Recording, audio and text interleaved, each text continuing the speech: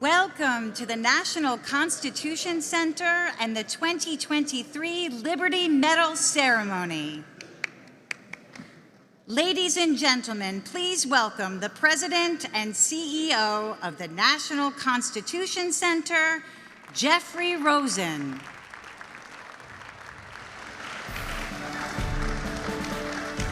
And our 2023 Liberty Medal recipients, Judy Woodruff,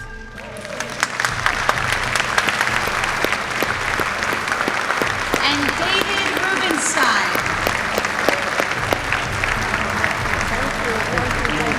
Thank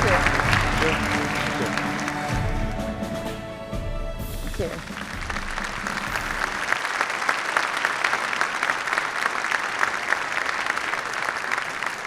Ladies and gentlemen, Jeffrey Rosen.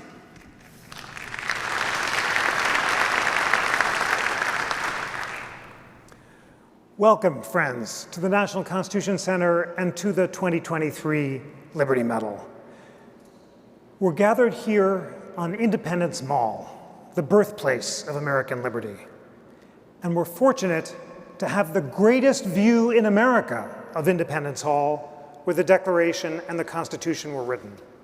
So, as we prepare to honor David Rubenstein and Judy Woodruff for their contributions to liberty, let's inspire ourselves by gazing out at Independence Hall and thinking about the words of the Declaration. In 1776, we the people declared the following self-evident truths: that all people are created equal, that we are endowed by our Creator with certain unalienable rights, that among these rights are life, liberty, and the pursuit of happiness, that to secure these rights, governments are instituted among men, deriving their just powers from the consent of the governed. Three big ideas: equality, natural rights, and government by consent. 11 years later, on September 17th, 1787, the delegates to the Constitutional Convention fulfilled that promise, assembling once again in Independence Hall to institute a more perfect union in order to secure the blessings of liberty to ourselves and our posterity. The Constitution achieves its purposes with three more big ideas: creating a democratic republic founded on separation of powers, popular sovereignty, and the rule of law. Now, as it happens, today is the 236th anniversary of the first Federalist Paper, which Hamilton wrote to defend the Constitution and which was published on October 27th, 1787. 2 years later, as extra security for the blessings of liberty, we the people adopted a Bill of Rights. Now, unfortunately, the Bill of Rights was proposed in New York, not in Philadelphia. But fortunately, we've spared you the need to interrupt this program by bringing the words of the Bill of Rights to Independence Mall. And now, friends, I want you to gaze on the words of the First Amendment, which are shining behind me and in front of you, and reflect on them. The 5 freedoms of the First Amendment are all aspects of freedom of conscience, which Thomas Jefferson said in the Virginia Bill on Religious Freedom was the first of our unalienable rights. In other words, the Declaration of Independence recognizes liberty of conscience as an unalienable right. The Constitution protects it by creating a limited government with no power to infringe it. And the Bill of Rights reminds all Americans, including judges, of the urgent need to preserve, protect, and defend it. From the Declaration to the Constitution to the Bill of Rights, the blessings of liberty have come full circle. It just blows my mind every time we begin a program here that we feel the electric connection between Independence Mall and the shining words of the First Amendment. There is no more inspiring space in America to be reflecting on the connections between the Declaration, the Constitution, and the Bill of Rights. To paraphrase Franklin Roosevelt, this is a place of national consecration. And that's thanks in part to the first of our Liberty Medal recipients, David Rubenstein. The First Amendment tablet, as many of you will remember, used to hang at the Museum in Washington, D.C. And when the Freedom Forum was looking for a new home for it, it was David Rubenstein who suggested to Jan Neuwirth that the tablet should come to Philadelphia. With philanthropic support from Judge Michael Ludig, who is here with us, this vision became a reality. The NCC is not the only historic space that David Rubenstein has transformed through patriotic philanthropy, which is a term he coined to describe his efforts to preserve historic documents and buildings in order to educate Americans about their history and heritage. David Rubenstein has made transformative gifts to preserve other historic spaces, including the Washington Monument, the Jefferson Memorial, the Lincoln Memorial, Monticello, Mount Vernon, Montpelier, the Library of Congress, and the Holocaust Museum. In addition, he's brought historic documents, including the Declaration, the Constitution, the Bay Psalm Book, the Emancipation Proclamation, and lent these documents to institutions including the State Department, the National Archives, the Smithsonian, and the National Constitution Center. You can see his stone copy of the Declaration of Independence next to Signers Hall, and his 13th Amendment is downstairs in our Gallery of the Civil War and Reconstruction. He has conducted interviews with American historians and thought leaders about the American idea, which have been broadcast on PBS and collected in his best-selling books. All of David Rubenstein's patriotic philanthropy is based on the idea that, as he puts it, those who remember the past are condemned to repeat it. Well, that's the Harvard philosophy professor George Santayana, and David quoted Santayana and then adds his own true observation that a knowledge of history is likely to help individuals, and perhaps especially policymakers, to avoid the mistakes of the past and make better decisions about the future. We're also here to honor a great American journalist, Judy Woodruff. Judy Woodruff has set out to understand the causes of and potential solutions to polarization in America. She was named White House correspondent for NBC News in 1776, America's 200th birthday. In 1982, she wrote a book about her experience. This is Judy Woodruff at the White House, and the same year she joined PBS, where she continued White House reports for the NewsHour. She spent the 1990s at CNN, where she hosted Inside Politics, anchored the documentary series Democracy in America, and then returned to PBS in 2006, where she spent nearly 2 decades as anchor of the NewsHour. And just last year, she decided to step down from PBS and the NewsHour to take on the inspiring PBS project we're here to discuss tonight, America at a Crossroads. She's conducting interviews across America, trying to understand the urgent question of why Americans seem so divided and whether or not our divisions can be healed. During the past year, Judy has interviewed scholars, public officials, local journalists, historians, and citizens of diverse perspectives to explore what unites us and what divides us, and whether or not we are still committed to the American idea in these perilous and challenging times. As Judy put it, I want to listen to the American people themselves, in cities, small towns, and rural areas, from one end of the country to the other, and to ask them about their hopes and fears, how they see their role as citizens, and to have long conversations with people who've given these questions careful thought. We're here to award the 2023 Liberty Medal to David Rubenstein and Judy Woodruff for their inspiring work in modeling and promoting conversations about the shared values of liberty that unite Americans.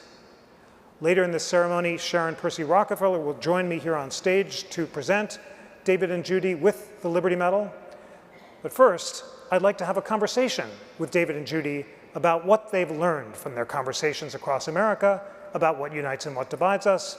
Please join me in congratulating David Rubenstein and Judy Woodruff.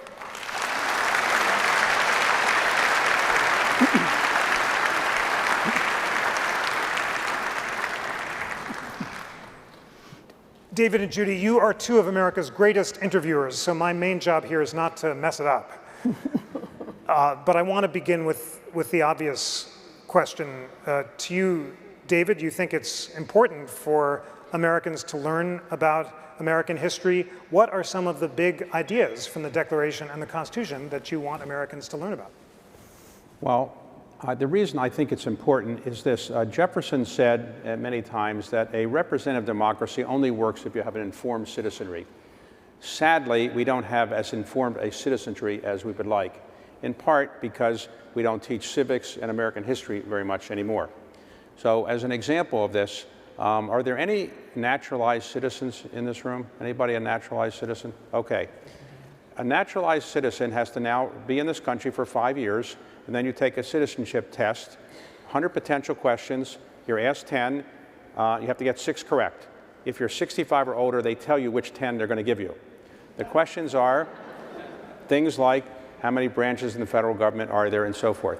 Well, 91% of the people who try to become citizens in this country pass that test, 91%. We have 50 million immigrants in this country, not all are citizens, but of those who've tried to become citizens, 91% pass that test.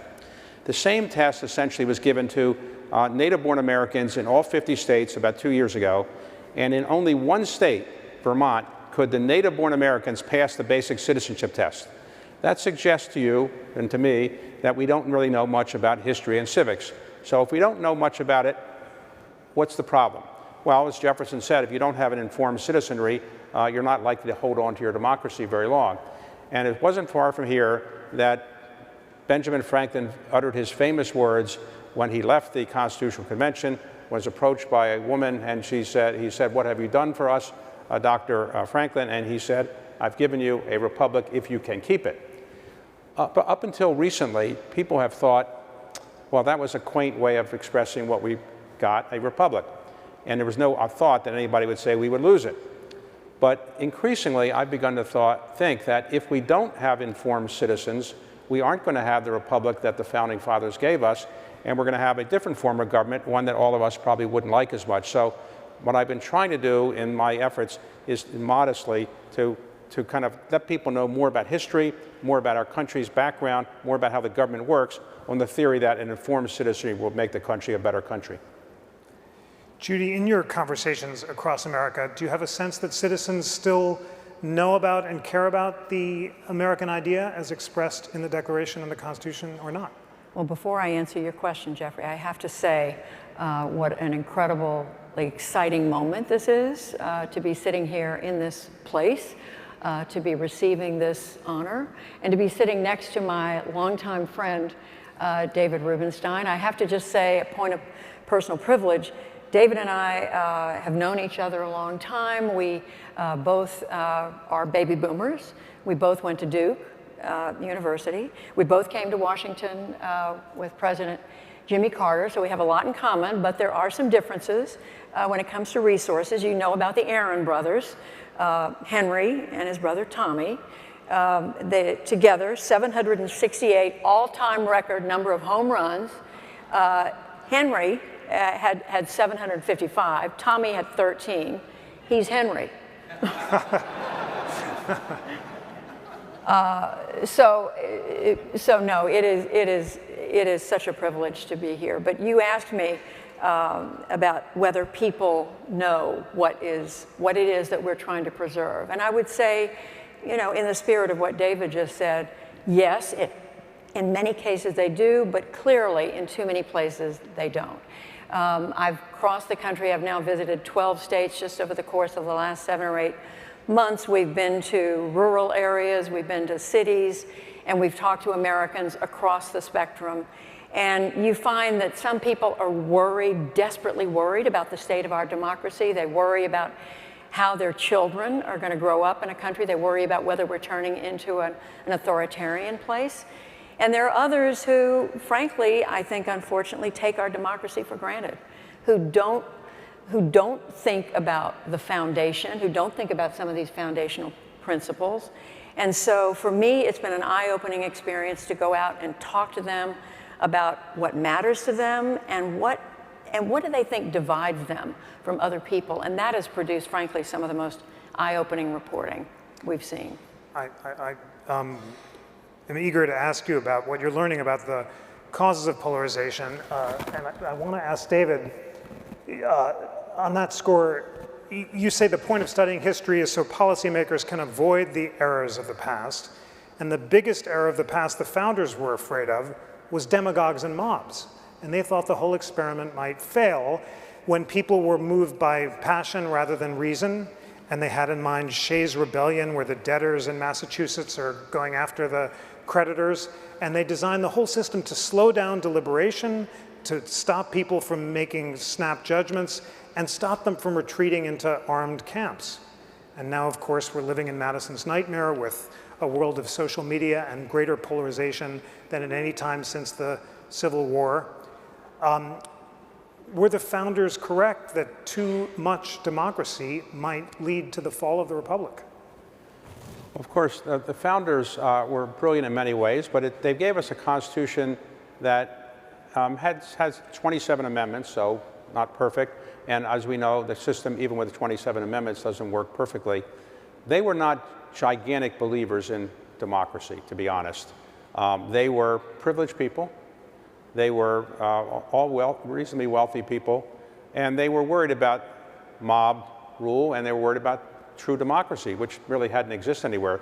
So we have democracy under the Constitution pretty much only in the House, the way the Constitution was drafted.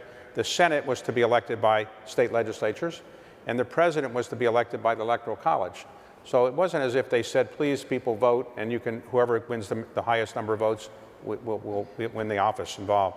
I think that the other thing that I often worry about in the Constitution, and think about it, is that we had a Constitution that was developed by 50-some white privileged men. It wasn't really representative of that country and isn't representative of this country. That it survived this long with 27 amendments shows that it had some really great features in it, and it's a document, a constitution that other countries around the world really emulate and really model much of their government after. I think we have a reasonable facsimile of a representative democracy, but I worry increasingly that some of the forces in the country are not as happy with the representative democracy and are trying to take things in their own hands. One example is the one that's obvious to everybody. In the Revolutionary War, there was a flag called the Gadsden flag, developed by a man named Christopher Gadsden, a slave owner from South Carolina. And it said, "Don't tread on me."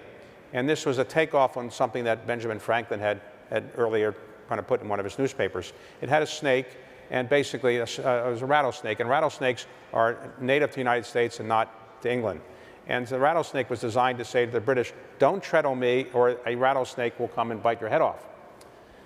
That same Gadsden flag was used in the events of January 6th. If you go back and look at the films on January the 6th, the irony is that the same flag used to throw off the yoke of British tyranny on us is now used by people in our country to say we want to get rid of the tyranny of the federal government or the things the federal government's doing. And so I do worry that many people in this country are thinking the country is not working the way they want it to work, and they're prepared to take things in their own hands.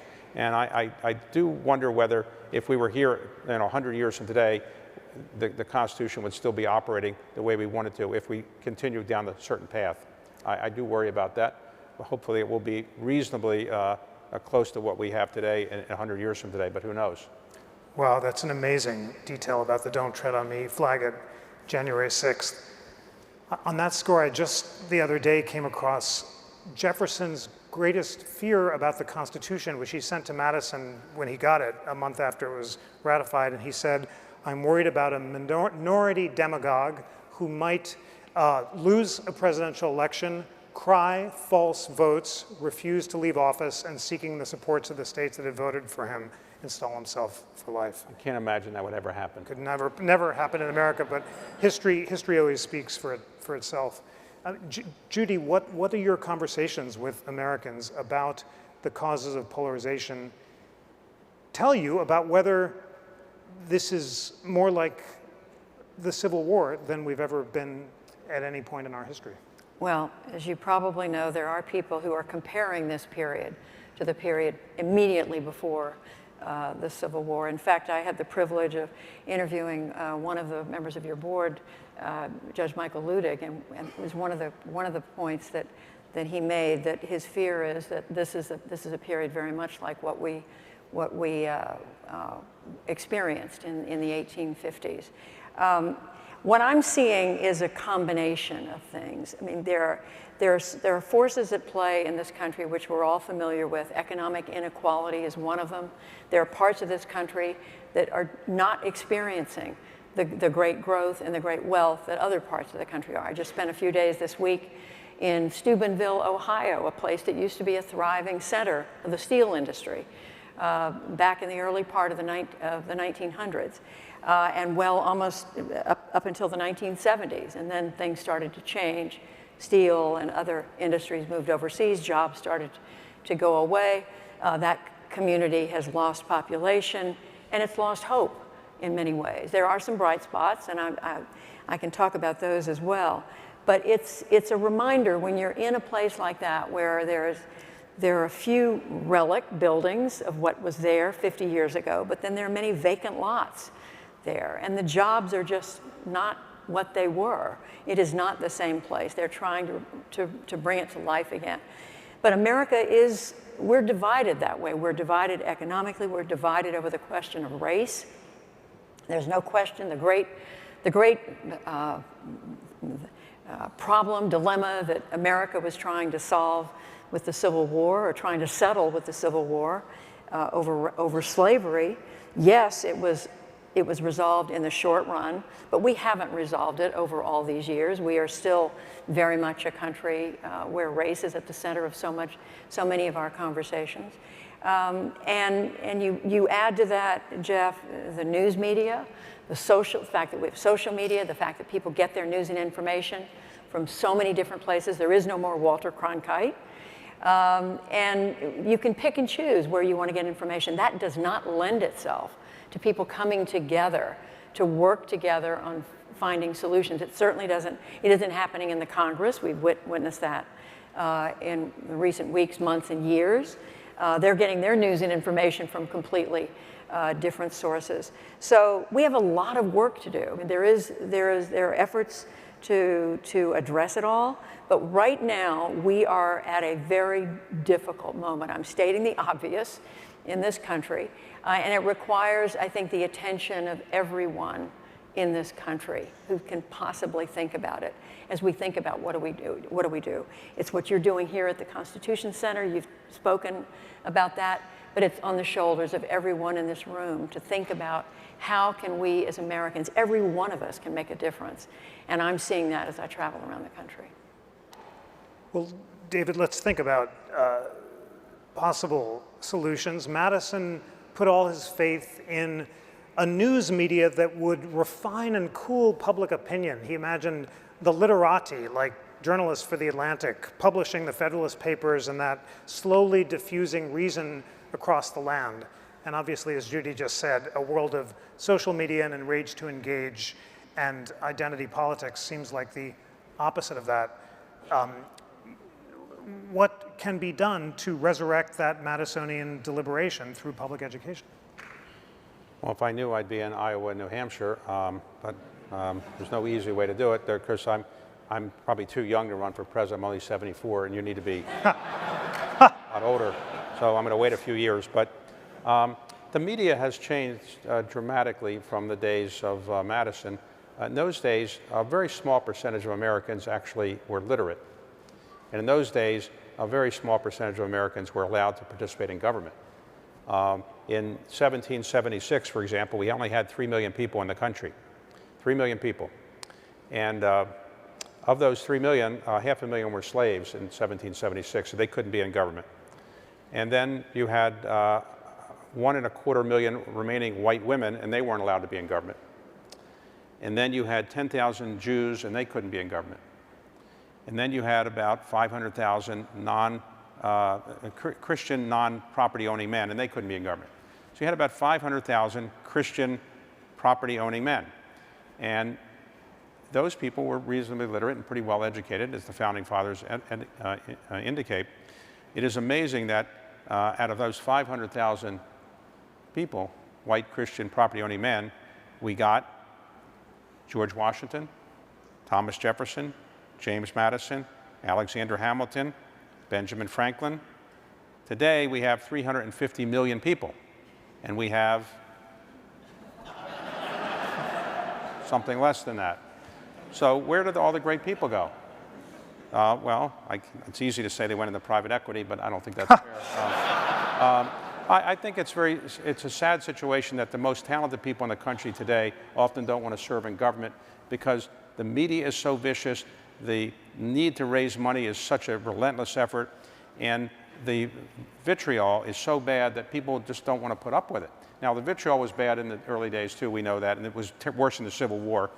But I just think that we are now heading down a slippery slope where it's seen as nothing wrong with vilifying people for senseless reasons only to raise money for your cause. And sadly, in the House of Representatives now, most of the members are spending about 40 or 50% of their time raising money. And they raise money not by saying to people, I want to do something right down the center that's good for the country. That's not how you raise money. You appeal to the far left and the far right, and the result is the division is so great that I don't know where we're going to easily better bridge it to get back to the case where people can actually talk to each other from different sides. And it's not as bad as the Civil War yet. In the Civil War, the year before the Civil War, we had roughly 60 fights on the floor of the Congress where people were physically hitting each other. Now, we haven't come to that stage yet, but people are doing the same thing with verbs and words, and I really worry about the future of the country's ability to operate in a very bipartisan way, in a way that's likely to have the kind of principles that we have in our Constitution and Declaration of Independence honored in any meaningful way. And Jeff, you know, partisan primaries are a big part of what David is talking about. Partisan primaries have helped to drive people in the Republican Party who are running for office to the right and people running for office in the Democratic Party to the left, farther apart, harder to come together, harder to find compromise. That's such a central and constructive solution, and scholars on both sides have suggested that ranked choice voting, which would end the need to pander to the extremes in the primaries, would be the greatest thing we could do to get moderate candidates. In our final moments before we award you the Liberty Medal, Judy, your interviews have been so illuminating. You have identified a range of possible solutions. Sidney Milkus, the UVA presidential historian, said rebuilding trust in institutions, including the primaries themselves and their ability to choose candidates outside the primary system, is one. You've interviewed local journalists. Tell us about a few of the most constructive solutions that you've encountered. Some of the most constructive things that I hear or I see going on out there come from these so-called bridging groups. I'm sure you've heard of many of them. They're called Braver Angels, Common Ground. There's one, Listen Up, efforts at the national and the community level to get people to come together, to do something as simple as sit across the table from each other, have a cup of coffee or maybe a beer, just to talk to each other. And they're exploring ways. Do you start with the most contentious issues? Do you start with immigration and abortion? Or do you start by having a conversation like, well, where'd you grow up?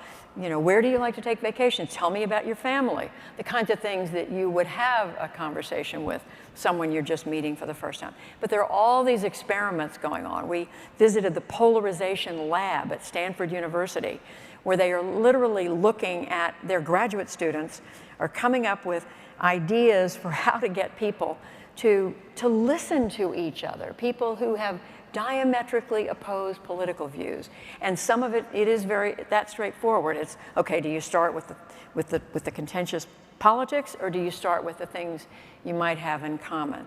But these groups are working. It's one person at a time, but it is making, I think, it will make a difference. It's going to take time. There are a lot of people in this country who don't like where we are, and they're trying to do something about it. And the other thing I would say is that there are parts of the country where my good friends, and many of you know who they are, Jim and Deb Fallows, who traveled around in his little Cessna to different communities across America. They did this a few years ago, even before some of the most current divisions have arisen. And they've identified communities where people are working across partisan division. And in many instances, in fact, I think in every instance, it's a result of kind of inspired local leadership, people who are willing to overlook the opinions of people on the other side and say, we need to come together to think about the future of this community and not be so focused on whether you're an R and I'm a D and whether you think this and I think that on an issue. So that is happening. It's not happening in enough places, but the fact that it's happening at all, I think, is something we have to be inspired by. Let me just comment, if I could, on the division in the country. When John Kennedy ran for president, he campaigned in roughly 40 states. Richard Nixon famously campaigned in all 50 states, probably a mistake to do so. But why did they do that? Why did they campaign in all those states? They did because they didn't know how these states were necessarily going to vote. Today, there's no need to do that. We know how 40 states are going to vote for certain. 40 states have voted exactly the same the last 4 presidential elections. 40 states have voted either red or blue. There's only 10 states left. And the election is down to those 10 states, and that's how the presidential election campaigns are. But it really shows that we've become almost a red country and a blue country. If you go to Texas and talk to people about some of the things that people in New York are interested in or feel is the right thing, people will laugh at you. And if you are in New York and you try to talk to people about certain things, people in Texas would laugh at certain things that people in Texas or New York think is appropriate. In other words, the country is getting so divided that we really are almost a red country and a blue country with about 10 states maybe balancing in between. And I think that's unfortunate, and I don't think it's getting better anytime soon. I host a dinner once a month for members of Congress. And it's a free dinner, so they come. And, and it's held at the Library of Congress, a neutral site. And I usually interview a historian or somebody like that. And I do it thinking that who should know more about our history than people making the laws? Seems obvious. And the members of Congress say, well, they like the interviews and so forth, but they say that this is the only time in Washington that they can be with somebody from the opposite party and the opposite house without fear that they're going to be criticized for fraternizing with the enemy. And there are no press there. And it's a sad situation. They don't really have, there used to be things called conference committees where the House and the Senate would come together and figure out how to fix legislation. There's no legislation anymore, and if there is, it's all done in the leadership, so there's no conference committees, so they don't get to know each other from the one house from the other, and there's hardly any congressional delegations going abroad anymore because they get criticized for that. So their members don't know each other, and most of the members are only there 3 days a week as well. So it's a sad situation. The members of Congress don't know each other, they don't like each other, and if you're in a different party, they don't talk to you. And this is not a prescription for a successful democracy going forward. Judy, your suggestion of inspired local leadership and David's suggestion of a space where members of both parties can set aside their tribal labels and actually talk to each other is so constructive. Judy, you should have the last word. Are you optimistic or pessimistic about the future of democracy? Well, as you travel the country and you see the divisions over everything from book banning to what to teach in schools to certainly over immigration, the list goes on, it's easy to fall into pessimism. But I am at heart an optimist. I hope a realistic one. And I have to have faith in the American people. I have to believe that the American people are not going to let this continue. It may be another generation before we see the kind of improvement that we all know we've got to have if we're going to solve our toughest problems. But this remains the most remarkable country on the planet. Yes, there are many important parts of the world, but the United States is this extraordinary experiment. And I have to believe that the American people are not going to let us go down a dark, dark path. And so I put my faith in them, and I have to believe it's going to be better. Oh, beautiful.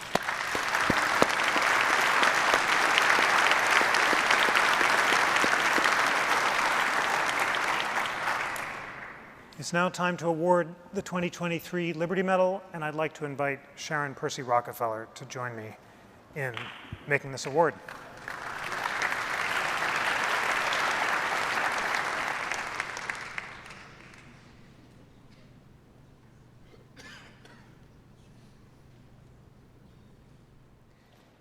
Sharon, you are the president of WETA in Washington, D.C. You are a dear friend of David and Judy, and it is appropriate that you are here to help me award them the 2023 Liberty Medal.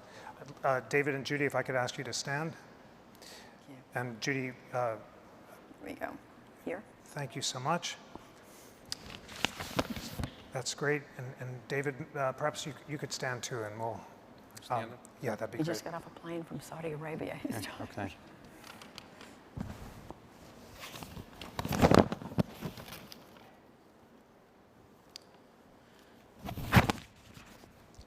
Judy Woodruff, you have been an inspiring advocate for civil dialogue in America, serving as a model of reasoned discourse throughout your broadcast career. You have dedicated your work as a journalist to understanding the divisions facing our country and exploring ways to heal them through civil discourse. You have contributed to public education by interviewing a wide variety of public figures from diverse perspectives. You've demonstrated that thoughtful, objective journalism, coupled with intellectual curiosity and love and optimism about the future of America, can inspire and inform citizenry to preserve and protect American ideals. For your inspiring service to American journalism by modeling and promoting conversations about the shared values of freedom and democracy that unite Americans, it is an honor for the National Constitution Center to award you the 2023 Liberty Medal. Thank you. How do we do this? All right.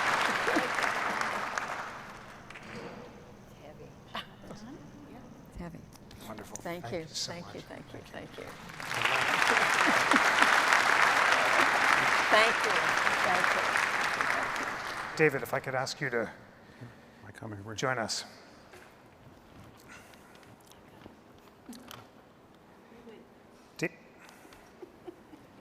Okay. I'm telling him what to do. David Rubenstein, your patriotic philanthropy has inspired Americans to learn about our history with transformative gifts to preserve national monuments and historic documents. You've interviewed American historians, leaders, and citizens of diverse perspectives to increase the public's awareness and understanding of American history. You've convened members of Congress to learn from historians based on your conviction that those who study our history can avoid its errors and defend its best ideals.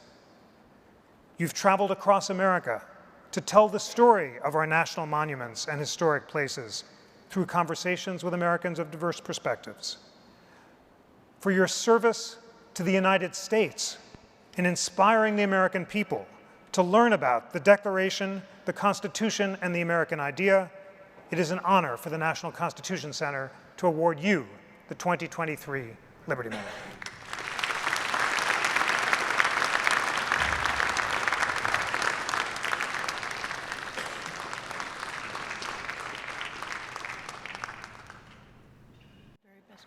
Please. Thank you.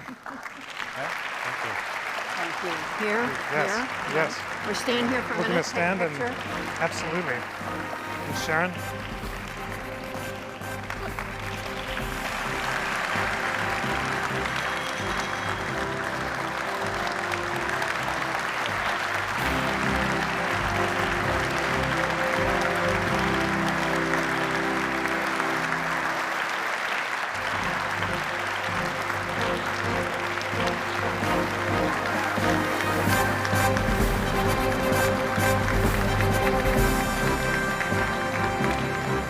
Ladies and gentlemen, the thoughtful discourse, the reasoned dialogue, and the commitment to learning about history and the love of country and optimism and faith in the American people that you've just seen inspired us all. Let us carry the light that David Rubenstein and Judy Woodruff have shone across America forward from Independence Mall, across America, leading up to America's 250th birthday and beyond. Thank you for joining us.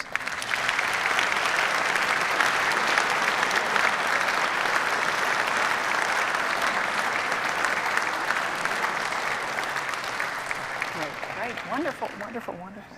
Okay, thank you. Okay, we're done? We're done? Done. Up there. Right. Thank you. Oh.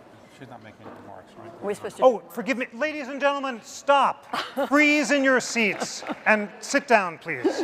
Because I have messed up the most basic and important aspect of the ceremony, which is the acceptance speeches of David and Judy.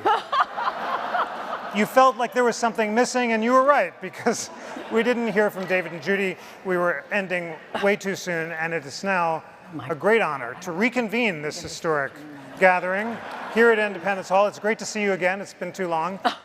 And we'll now hear David and Judy's acceptance speeches. And first, absolutely. And first, we will hear from Judy Woodruff.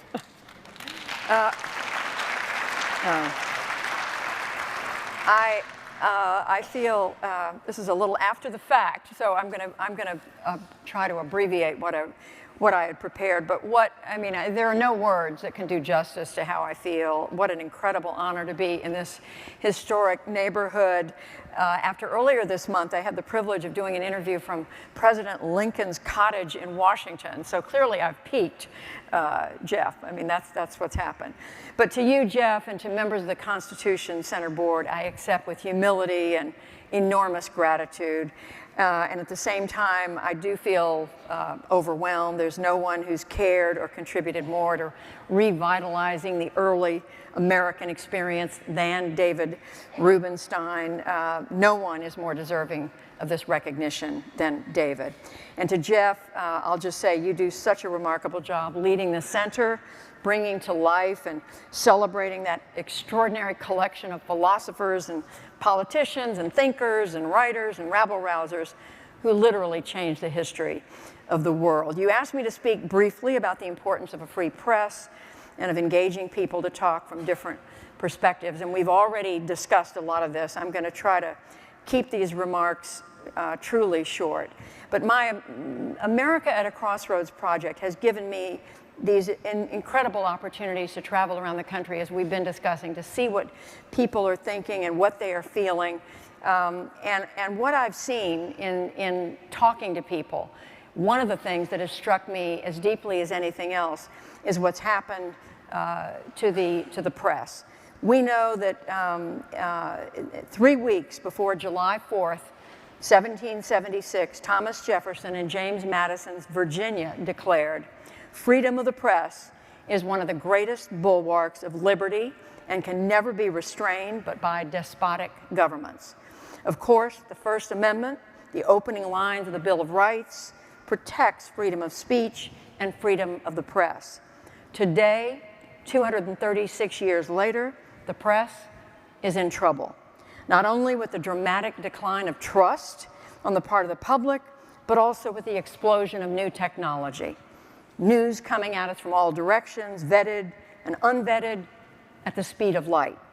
All this has upended the business model. 1/4 of the nation's daily and weekly newspapers, more than 2,500 of them, have shut down. The number of journalists in this country has declined by over 60%. Newspaper journalists in the last couple of decades. The Chicago Tribune, as an example, 15 years ago, had almost 800 reporters. Today, fewer than 150 to cover that sprawling city, the suburbs, and the state capital of Illinois, in Springfield. Other papers have been taken over by hedge funds that are frankly more interested in downsizing journalists and selling properties than in informing citizens. As concerning as this is the loss of so many papers, dailies and weeklies in small towns and rural America that were the lifeblood of these communities, creating a more informed and engaged citizenry, which is what we've been discussing over the last few minutes. I'm just going to tell you quickly about one place that I covered this summer in the Texas Panhandle. In a small town with the unlikely name Canadian lives Lori Brown, who had run the Canadian Record, a weekly newspaper. She ran it for decades. She inherited it from her father, who had run it for decades until he died at his desk. She's advocated for an assisted living facility, a stop sign at dangerous intersection, reported on countless births, deaths, and marriages, on high school sports games, and holding public officials accountable. With dwindling classified ads, however, she couldn't continue. She shut the paper down last spring. A rancher who told me he didn't always agree with Laurie Brown's progressive editorials had tears in his eyes when he spoke to me about the loss of the Record. He called it the glue that held the community together. And when a wildfire burned 300,000 acres of his property, killed scores of his animals, the paper reported on it. It was picked up across the country. Pretty soon, he was getting gifts of hay and feed and even cattle from strangers. What does that tell us?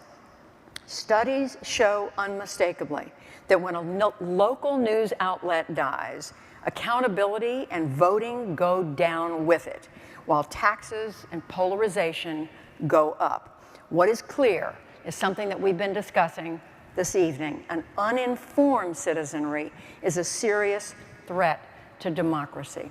Now, there is some good news. The American Journalism Project, which is an amazing organization, has already raised over $40 million to help news sites and startups. They organization or a paper they started, a digital site in Mississippi, Mississippi Today, has already won a Pulitzer Prize for exposing corruption, a scam when politicians took millions of dollars of welfare money to give it to their friends. Just last month, a national consortium of 22 donors led by the MacArthur Foundation announced an initiative to support struggling local news outlets with an infusion of more than $500 million over the next 5 years. And I just want to quickly recognize somebody here who's been a stalwart in trying to protect journalism. He's sitting on the front row here. Dear friend Norman Pearlstein, former top editor at the Wall Street Journal, at Time Inc., the Los Angeles Times, and so many others. Thank you, Norm, for all you do for journalism.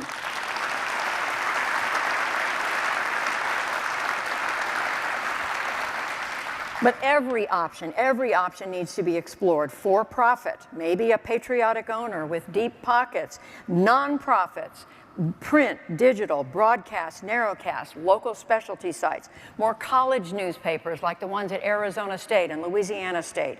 They're helping to fill the void and covering state capitals. And we might at least explore the possibility of government assistance with no strings, perhaps with tax breaks.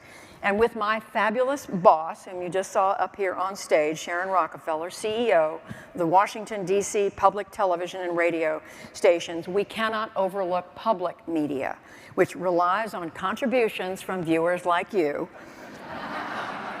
Tote bags and coffee mugs not far behind.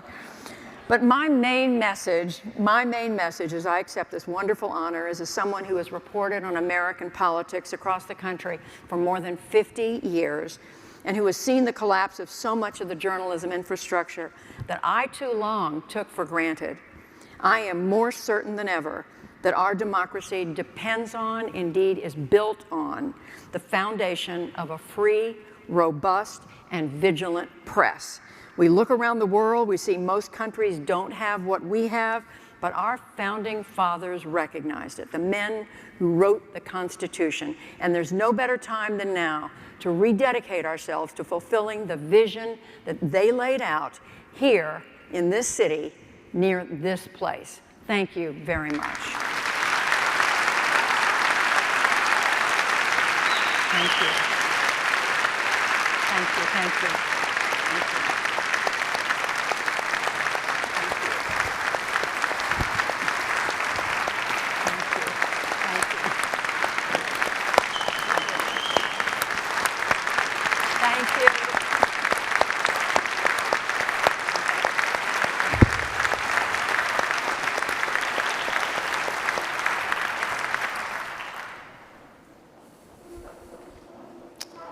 I'd like to thank several people for making this possible tonight. In addition to all the sponsors and all of you who are attending, I certainly want to thank Sharon Rockefeller. Sharon is a great educator as well as a great broadcaster. Some of you may not know, she's been the head of the public broadcasting station in Washington for roughly 30 years, I think it is. 30, how many? 36. Okay, 36 years, as I said. And during that time, she came up with some programs that no doubt many of you have seen. One of them is a set of series by Ken Burns. If you like Ken Burns, you owe it to Sharon Rockefeller, because she put him on TV before anybody ever heard of Ken Burns. And all these years, all the Ken Burns shows really come through because of WETA and Sharon Rockefeller's support of him. So she's not only a great broadcaster, but a great educator and a great American. And someday, whoever the selection committee is here for this medal should certainly give one to Sharon Rockefeller. So thank you very much, Sharon. Jeff Rosen, I remember when Jeff was selected for this position, people said, he's a law professor. How can a law professor really run a museum or something like the Constitution Center? And everybody who said that was, of course, wrong. Jeff has shown the incredible intellect that he brings to any matter in running this incredible center, but also he's become an inspiring educator for so many people. And his enthusiasm for the Constitution and the Declaration has no peer. And if he had been at the Constitutional Convention, I think it would have been even better than it is today. So, Jeff, thank you for making it possible.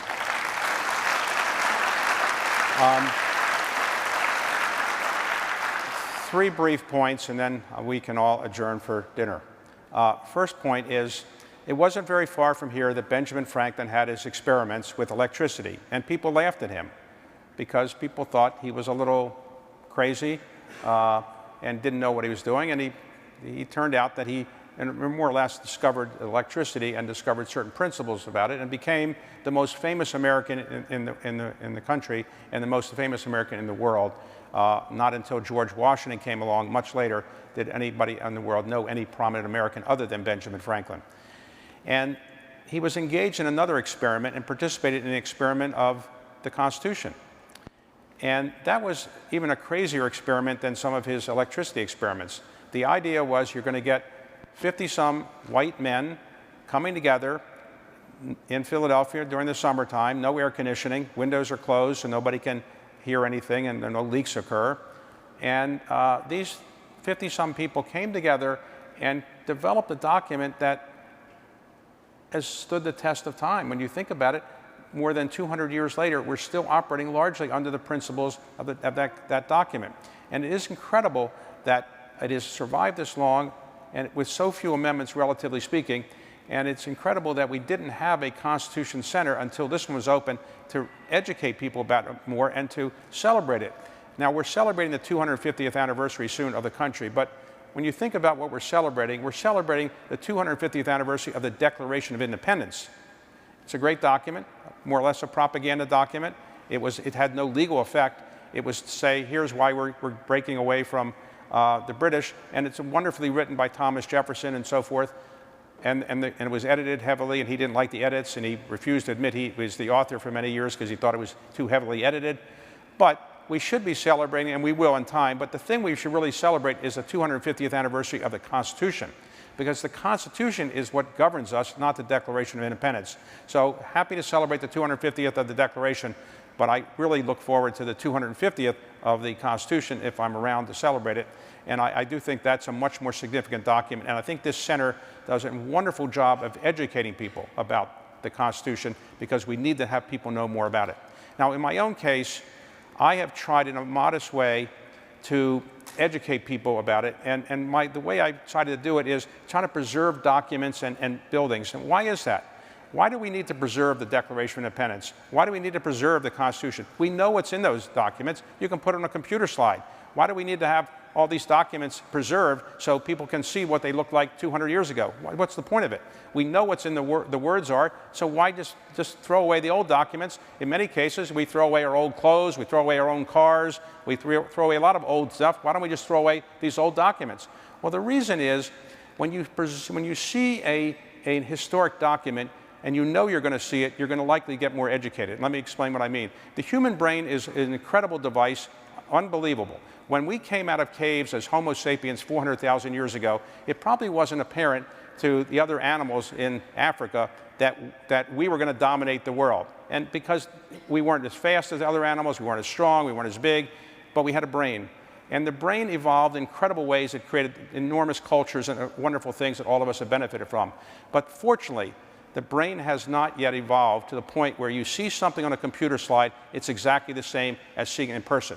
So when you see the Declaration of Independence or the Constitution or a replica of it in person or a historic copy, you're more likely, before you go see it, to be educated and read about it. You're more likely when you go there to have a curator tell you about it, and you're more likely when you leave to read about it. And therefore, you're more likely to get educated about it. The same thing is with historic buildings. Why preserve the Washington Monument and Monticello, Montpelier? We know what they look like, and let them fall apart when they're done and build new buildings. Why do you preserve the old buildings? For the same reason. Because when you go see something like that, you're going to prepare for it, you're going to be educated about it. When you get there, a curator will tell you about it, and then when you leave, you're more likely to read about it. And that is more likely to make people better educated about our country and our history in a way that I think is necessary. And I think it's very important that we do that. And the final point I wanted to make is this. I accepted this award because I'm honored to get it, and I'm happy to be given it, but the truth is I'm only accepting it on behalf of other people who are doing the educating much more than I am. And I accept the award on behalf of high school teachers and civics teachers and people who are preserving documents and preserving buildings, working at the Park Service, doing other things to make sure that Americans know as much about our history as possible. So I'm really their representative tonight. And so I think while I'm honored to get the award, I really think I'm accepting it for other people who are engaged in educating Americans about our history, so hopefully we can have a more informed citizenry. And all of you, by the virtue of the fact that you're here tonight, are, I think, showing your own interest in preserving history and making sure Americans know more about our Constitution. And I urge all of you, when you go home tonight, to think about what more you can do to educate Americans, educate your children, your grandchildren, and to educate your neighbors and other people about American history and what you can do in a way that helps people learn more about our country's history. We can only do this if people like you go back, think about what you can do to make this country a better place. And one of the ways I hope you can think about doing so is educating people, making certain they know more about the Constitution, more about the Declaration of Independence, more about how our government works. And so I ask all of you to think about this tonight when you go home, what more you might be able to do in your own ways and try to do things differently than anything I've done. But I'll come up with a different way to do it, perhaps better than anything I've done. But just think about it tonight, because I know that if all of you participate, other audiences around the country are doing the same kind of thing, we'll have a much better country and a much better democracy. Thank you very much.